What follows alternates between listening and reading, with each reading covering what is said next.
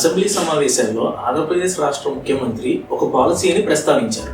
అదేంటంటే ఇద్దరు లేదా ముగ్గురు పిల్లలు పుడితే వారికి 25,000 రూపాయల బహుమతి, దానితో పాటు నెల 1,000 రూపాయల ప్రోత్సాహాన్ని అందిస్తానన్నారు. పిల్లల్ని కనండి 25,000 ఇస్తాం అంటే సరిపోతుందా?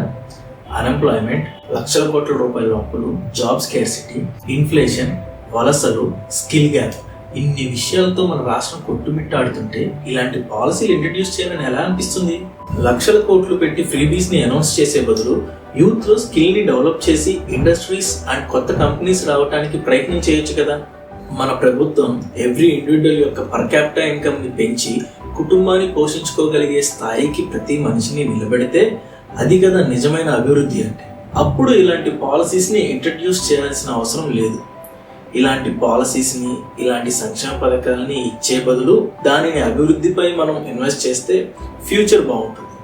ఎప్పుడో ఫ్యూచర్ బాగుంటే నేను ఇప్పుడు గెలవలేను కదా అనే ఉద్దేశంతో ప్రభుత్వాలు ఇలాంటి సంక్షేమ పథకాలు అనౌన్స్ చేసి రాష్ట్రాన్ని అప్పుల ఊబిలో నెడుతున్నాయి.